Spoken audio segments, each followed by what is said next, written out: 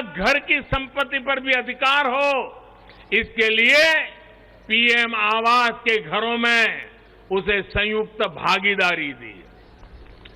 गृहिणी को अपनी बचत अनाज के डिब्बे में ना रखनी पड़े, इसके लिए जनधन योजना के तहत करोड़ों महिलाओं के बैंक खाते खोले।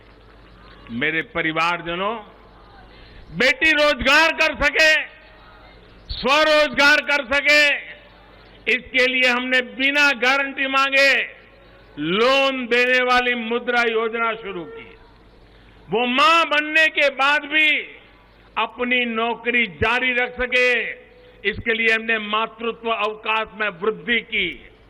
बेटी अगर सैनिक स्कूल जाना चाहती है तो उसके लिए हमने सैनिक स्कूल के द्वार खोल दिए। बेटी अगर सेना में अफसर बनना चाहती है तो हमने तीनों सेनाओं में बेटियों के लिए नए रास्ते बना दिए। गांव की बहनों को कमाई के अवसर मिले, इसके लिए हमने 9 करोड़ से ज्यादा बहनों तक सेल्फ हेल्प ग्रुप का विस्तार किया और उन्हें मिलने वाली सहायता को भी बढ़ाया।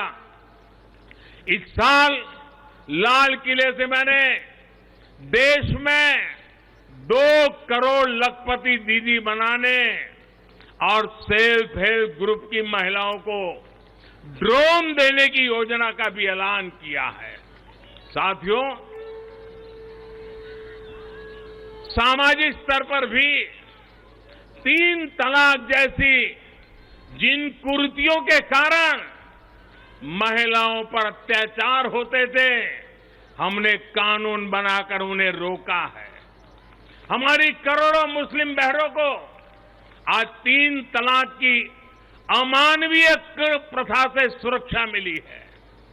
वो महिलाएं भी अब अपने अधिकारों के लिए आगे आ रही है।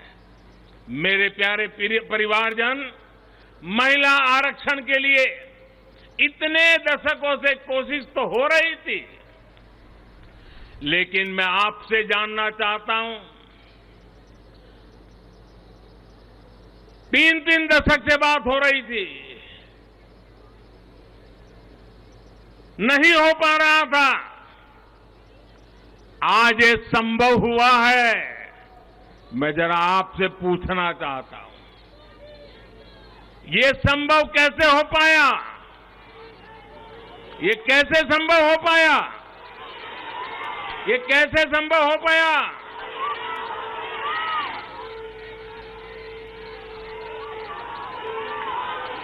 कैसे संभव हो पाया?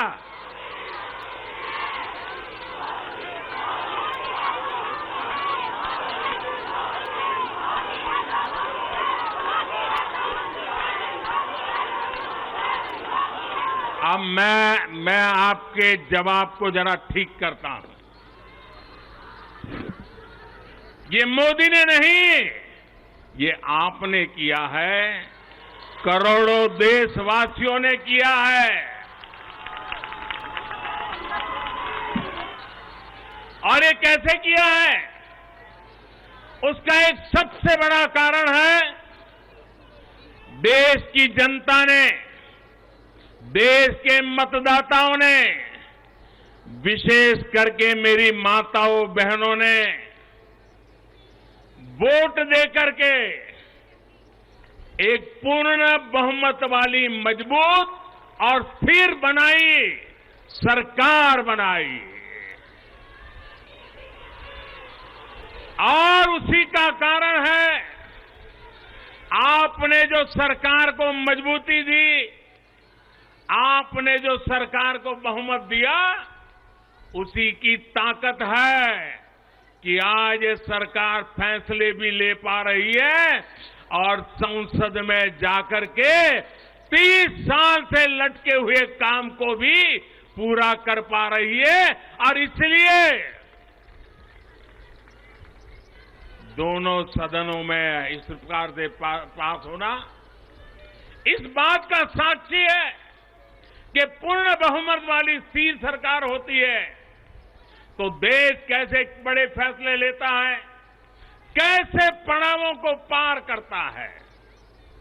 जब देश में पूर्ण बहुमत वाली सरकार आई तो इतना बड़ा काम हो पाया। हमने महिला हित में हर स्तर पर फैसले लिए, किसी के राजनीतिक स्वार्थ को महिला आरक्षण के सामने दीवार नहीं बनने दिया।